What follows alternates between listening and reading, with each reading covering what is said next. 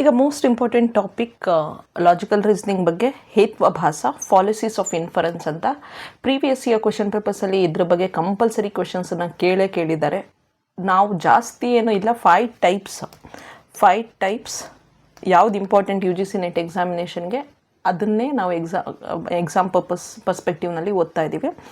ಹೇತ್ವಾಭಾಸ ಅಂದರೆ ಏನು? ಹೇತ್ವಾಭಾಸ ಅಂದರೆ ಫ್ಯಾಲಿಸಿಸ್ ಆಫ್ ಇನ್ಫರೆನ್ಸ್. ಈಗ ನಾವೇನಾದ್ರೂ ಇನ್ಫರೆನ್ಸ್ ಮಾಡುವಾಗ ಅಂದರೆ ಅರ್ಥೈಸ್ಕೊಳ್ಳುವಾಗ ಅಲ್ಲಿ ಕನ್ಕ್ಲೂಷನ್ ತಪ್ಪಾಗಿರುವಂಥದ್ದು, ಅಂದರೆ ರೀಸನ್ ತಪ್ಪಾಗಿರುವಂಥದ್ದು ಆಗಿದ್ದಾಗ ಅದಕ್ಕೆ ನಾವು ಹೇತ್ವಾಭಾಸ ಅಂತ ಕರಿತೀವಿ. ಓಕೆ, ಈಗ ನಾವು ಹೇತ್ವಾಭಾಸದಲ್ಲಿ 5 ಟೈಪ್ಸ್ ಇರೋದ್ರಿಂದ ಒಂದೊಂದೇ ಟೈಪನ್ನು ಕ್ಲೀನಾಗಿ ಅರ್ಥ ಮಾಡ್ಕೊಂಡು ಹೋಗೋಣ. ಸೊ ಫಸ್ಟ್ ಟೈಪ್ ಈಸ್ ಸವ್ಯ ಬಿಕರ. ಅವ್ರು ಏನು ಮಾಡ್ತಾರೆ, ಸೆಂಟೆನ್ಸ್ ಕೊಡ್ತಾರೆ, ಅದರಲ್ಲಿ ಯಾವ ಫ್ಯಾಲಸಿ ಇದೆ ಅನ್ನುವಂಥದ್ದನ್ನು ಐಡೆಂಟಿಫೈ ಮಾಡಿ ಅಂತ ಹೇಳ್ತಾರೆ. ಸೊ ಇಲ್ಲಿ ಸವ್ಯ ಬಿಕ್ಕರ ಅಂದರೆ reason is not always true reason ಯಾವತ್ತೂ ಅದು ಟ್ರೂ ಆಗಿರೋಕ್ಕೆ ಸಾಧ್ಯ ಇಲ್ಲ. ಈಗ ಫಾರ್ ಎಕ್ಸಾಂಪಲ್ ಅಲ್ಲಿಂದ ಬೆಂಕಿ ಬರೋದ್ರಿಂದ ಹೊಗೆ ಬರುತ್ತೆ ಅನ್ನುವಂಥದ್ದು ಯಾವತ್ತಿಗೂ ನಿಜಾನಾ? ಇಲ್ಲ. ಹೊಗೆ ಬರೋದಕ್ಕೆ ಬೇರೆ ರೀಸನ್ನು ಇರ್ಬೋದು. ಅದು ಫಾಗಿಂದ, ಡ್ರೈ ಐಸ್ಟಿಂದ ಅಥವಾ ಮಿಸ್ಟಿಂದ ಕೂಡ ಹೊಗೆ ಬರ್ಬೋದು. ಸೊ ಪ್ರತಿ ಸಲ ಹೊಗೆ ಬಂದಾಗ ಅದು ಬೆಂಕಿಯಿಂದನೇ ಬರುತ್ತೆ ಅಂತ ಹೇಳೋದಕ್ಕಾಗಲ್ಲ. ಕೆಲವೊಮ್ಮೆ ಇಲ್ದಲೇನೋ ಇರ್ಬೋದು. ಸೊ ಇಲ್ಲಿ ಕೆಲವೊಮ್ಮೆ ಅದು ರೀಸನ್ ತಪ್ಪಾಗಿರ್ಬೋದು. ಅಂದರೆ ಅರ್ಥ ಪ್ರತಿ ಸಲ ನಾವು ಕೊಡುವಂಥ ರೀಸನ್ ಸರಿಯಲ್ಲ ಅನ್ನುವಂಥದ್ದು, ಪ್ರತಿ ಸಲಿಗೂ ಅದು ಅಪ್ಲಿಕೇಬಲ್ ಆಗಲ್ಲ ಅಂದಾಗ ಅದು ಸವ್ಯಾಭಿಕರ. ಓಕೆ, ಸೊ ಇಲ್ಲಿ ನಾವು ಹೆಂಗೆ ನೆನ್ಪಿಟ್ಕೊಳ್ಬೇಕು ಅಂದರೆ ಎಕ್ಸಾಮಿನೇಷನಲ್ಲಿ ವರ್ಡ್ಸ್ ಯೂಸ್ ಮಾಡಿದಾಗ irregular, inconsistent are not always present ಅಂತ ವರ್ಡ್ಸ್ ಯೂಸ್ ಮಾಡಿದ್ರೆ ಕ್ವೆಶನಲ್ಲಿ ಅದನ್ನು ನಾವು ಸವ್ಯಾಭಿಕರ ಅಂತ ನೆನ್ಪಿಟ್ಕೊಳ್ಬೇಕು. ಓಕೆ, ನೆಕ್ಸ್ಟು ಸೆಕೆಂಡ್ ಒನ್ ವಿರುದ್ಧ ಅಂದರೆ ನಮಗೆ ಗೊತ್ತಿದೆ, ನಾವು ಕನ್ನಡದವರು ವಿರುದ್ಧ ಅನ್ನುವಂಥದ್ದು ಸಂಸ್ಕೃತ ಪದದಿಂದ ತೊಗೊಂಡಿದ್ದಾರೆ. ವಿರುದ್ಧ ಅಂದರೆ ಅಪೋಸಿಟ್ ಅನ್ನೋದು ನಮಗೆ ಗೊತ್ತಿದೆ. ರೀಸನ್ ಪ್ರೂವ್ಸ್ ದ ಅಪೋಸಿಟ್ ರೀಸನ್ನ ಹೇಳಿದ್ದನ್ನು ಅಪೋಸಿಟಾಗಿ ಹೇಳುತ್ತೆ, ರಿವರ್ಸ್ ಕನ್ಕ್ಲೂಷನ್ನ ಕೊಡುತ್ತೆ. ಓಕೆ, ಈಗ for example sound is eternal because it is produced ಅಂತ ಹೇಳಿದ್ರೆ ಎಟರ್ನಲ್ ಅಂದರೆ ಏನು? ಶಾಶ್ವತ ಅಂತ. ಅಂದರೆ ಈಗ ನಾನು ಹೇಳ್ತಾ ಇದ್ದೀನಿ ಸೌಂಡ್ ಅಂದರೆ ಏನು? ಧ್ವನಿ ಶಾಶ್ವತವಾದದ್ದು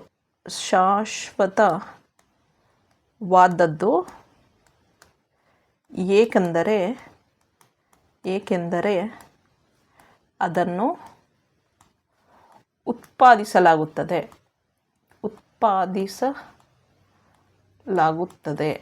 ಅಂದರೆ ಈಗ ನಾವು ಹೇಳಬೇಕಾಗಿರೋದೇನು ಅಂದರೆ ನಾವು ಪ್ರೊಡ್ಯೂಸ್ ಮಾಡುವಂಥದ್ದು, ನಾವೇನನ್ನು ಉತ್ಪಾದಿಸ್ತೀವಿ ಅದೆಲ್ಲ ಶಾಶ್ವತನಾ? ಇಲ್ಲ ತಾನೆ. ಈಗ ನಾವೊಂದು ಪೆನ್ ಪ್ರೊಡ್ಯೂಸ್ ಮಾಡ್ತೀವಿ ಅಥವಾ ಏನೋ ಒಂದು, ಅದು ಶಾಶ್ವತ ಅಲ್ಲ ಅಂದಮೇಲೆ ನಾವು ಉತ್ಪಾದಿಸೋದು ಯಾವುದು ಶಾಶ್ವತ ಅಲ್ಲ ಅಂದಮೇಲೆ ನಾವು ಉತ್ಪಾದಿಸುವ ಧ್ವನಿ ಸೌಂಡು ಅದು ಯಾವ ರೀತಿ ಶಾಶ್ವತ ಆಗುತ್ತೆ? ಅದಕ್ಕೆ ಇಲ್ಲಿ ಇದು ವಿರುದ್ಧ ಆಗ್ತಾ ಇದೆ. ರೀಸನ್ ಪ್ರೂವ್ಸ್ ದ ಅಪೋಸಿಟ್ ಅಂತ, ಇದು ವಿರುದ್ಧ. ಓಕೆ, ಸೊ ಎಕ್ಸಾಮಿನೇಷನಲ್ಲಿ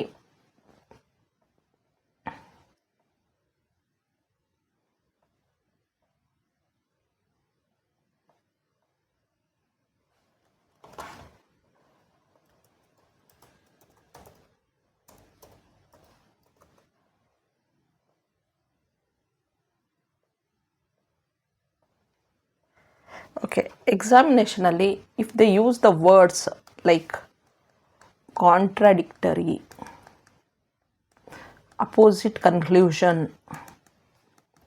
ಆ ರೀತಿ ವರ್ಡ್ಸ್ ಯೂಸ್ ಮಾಡಿದ್ರೆ ನಾವು ಅದಕ್ಕೆ ವಿರುದ್ಧ ಅಂತ ಅರ್ಥ ಮಾಡ್ಕೊಳ್ಬೇಕು. ಮ್ಯಾಚ್ ದ ಫಾಲೋಯಿಂಗಲ್ಲೂ ಕೊಡ್ಬೋದು. ಮೂರನೇದು third one. Let's go to third one. Third one is ಅಸಿದ್ಧ.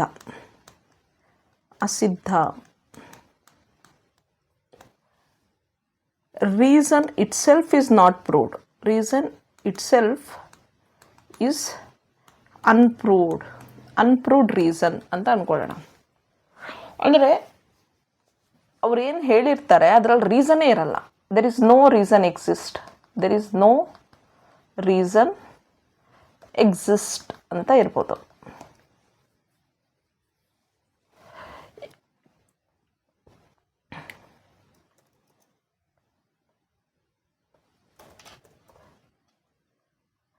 ನಾನು ಇಂಗ್ಲೀಷ್ ಟು ಕನ್ನಡ ಟ್ರಾನ್ಸ್ಲೇಟ್ ಮಾಡಿ ಎಕ್ಸ್ಪ್ಲೇನ್ ಮಾಡ್ತಾ ಇದ್ದೀನಿ. ಕೆಲವೊಂದು ಪದಗಳು ನನಗೆ ಹುಡುಕುವಂಥದ್ದು ಕಷ್ಟ ಆಗ್ತಾಯಿದೆ, ಅದಕ್ಕೆ ಸ್ವಲ್ಪ ಗ್ಯಾಪ್ ಆಗ್ತಾಯಿದೆ.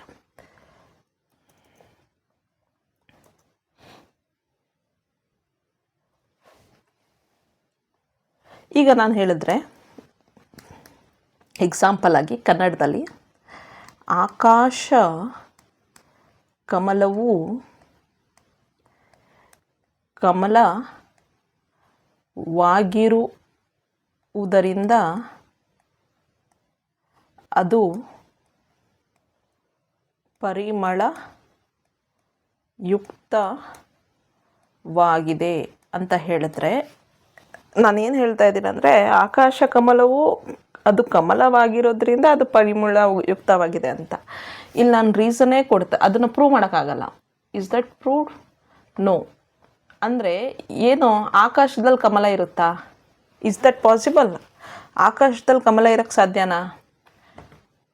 ಆಕಾಶದಲ್ಲಿ ಏನೂ ಇಲ್ಲ. ಆಕಾಶದಲ್ಲಿ ಆಚೆ ನಾವು ಸೈಂಟಿಫಿಕಲಿ ಹೇಳಿದ್ರೆ we can just C the atmosphere ಅಂತ ಹೇಳ್ಬೋದು. ಸೈಂಟಿಫಿಕಲ್ ಆಗಿ ಹೇಳಿದ್ರೆ ನ್ಯಾಚುರಲ್ ಆಗಿ ಆಕಾಶದಲ್ಲಿ ಲೋಟಸ್ ಆಕಾಶದಲ್ಲಿ ಕಮಲ ಇರೋದು ಇದು ಅಸತ್ಯ, ಇದು ಅನ್ಪ್ರೂವ್ಡ್, ಅದು ರೈಟ್, ಅಸಿದ್ಧ ಅಂತ ಹೇಳ್ಬೋದು ನಾವು ಇದನ್ನು. ಓಕೆ, ನೆಕ್ಸ್ಟ್ ಫೋರ್ತ್ ಒನ್, ಸತ್ ಪ್ರತಿಪಕ್ಷ.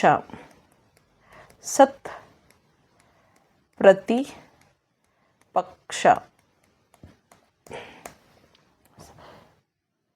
Equal opposite reason exist. Equal opposite reason exist.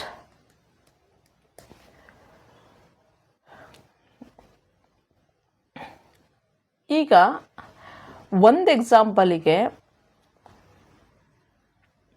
Counter ಆಗಿ ಇನ್ನೊಂದು ಸ್ಟ್ರಾಂಗ್ ರೀಸನ್ ಎಕ್ಸಿಸ್ಟ್ ಆಗಿದ್ದಾಗ ಅದನ್ನು ನಾವಿಲ್ಲಿ ಸತ್ ಪ್ರತಿಪಕ್ಷ, ಕರೆಕ್ಟಾಗಿದೆ ಅಲ್ವಾ? ಪ್ರತಿಪಕ್ಷ ಅಂದರೆ ಅಪೋಸಿಟ್ ಅಂತ, ಸತ್ ಅಂದರೆ ಈಕ್ವಲ್ ಅಂತ. ಈಕ್ವಲ್ ಅಪೋಸಿಟ್ ರೀಸನ್ ಎಕ್ಸಿಸ್ಟ್ ಆಗಿದ್ದಾಗ, ಸ್ಟ್ರಾಂಗ್ ರೀಸನ್ ಎಕ್ಸಿಸ್ಟ್ ಆಗಿದ್ದಾಗ ಅದು ಎಗನೆಸ್ಟ್ ದ ಕನ್ಕ್ಲೂಷನ್ ಅಂಥ ಸಮಯದಲ್ಲಿ ನಾವಿಲ್ಲಿ ಸತ್ ಪ್ರತಿಪಕ್ಷ ಅಂತ ಹೇಳ್ತೀವಿ. ಸೊ ಸತ್ ಪ್ರತಿಪಕ್ಷದಲ್ಲಿ ನಾವು ಕೌಂಟರ್ ರೀಸನ್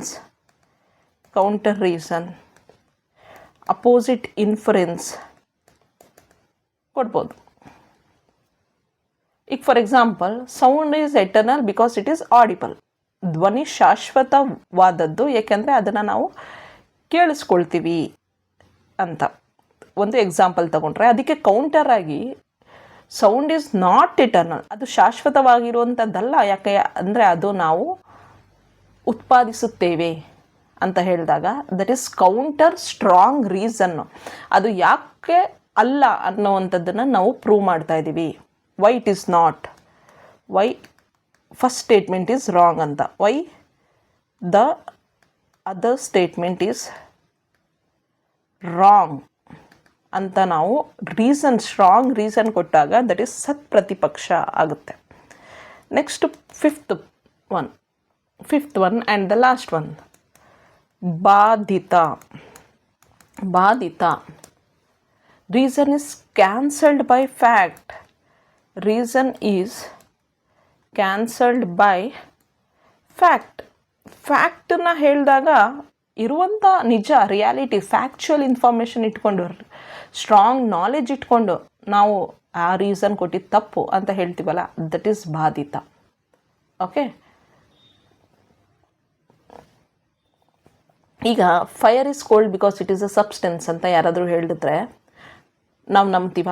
ಫೈರ್ ಫ್ಯಾಕ್ಚುಲಿ ನಾವು ಯೋಚನೆ ಮಾಡಿದಾಗ fire is not cold, it is hot.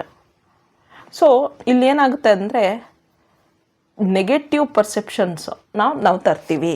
ರೀಸನನ್ನೇ ನಾವು ಫ್ಯಾಕ್ಚುಯಲ್ ಇನ್ಫಾರ್ಮೇಷನ್ ಬೇಸಿಸ್ ಮೇಲೆ ಫ್ಯಾಕ್ಚುಯಲ್ ನಾಲೆಡ್ಜ್ ಬೇಸಿಸ್ ಮೇಲೆ ರೀಸನನ್ನು ಕ್ಯಾನ್ಸಲ್ ಮಾಡ್ತೀವಿ. ಓಕೆ, ಸೊ ಈಗ ನಾವೇನೇನು ಕಲ್ತ್ವಿ? ಸವ್ಯಾಭಿಕರ, ವಿರುದ್ಧ, ಅಸಿದ್ಧ, ಪ್ರತಿಪಕ್ಷ ಆ್ಯಂಡ್ ಬಾಧಿತನ ಕಲ್ತ್ವಿ. ಕರೆಕ್ಟ್? ಹೆಂಗೆ ನೆನ್ಪಿಟ್ಕೊಳ್ಳೋದು ಇದನ್ನು? ಸವ್ಯಾಭಿಕರ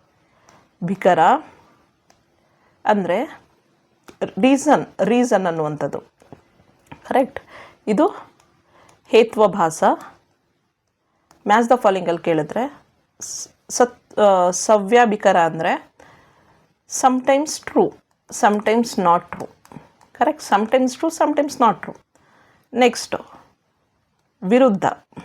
ವಿರುದ್ಧ ಅಂದರೆ opposite result, opposite reason. Next ಅಸಿದ್ಧ.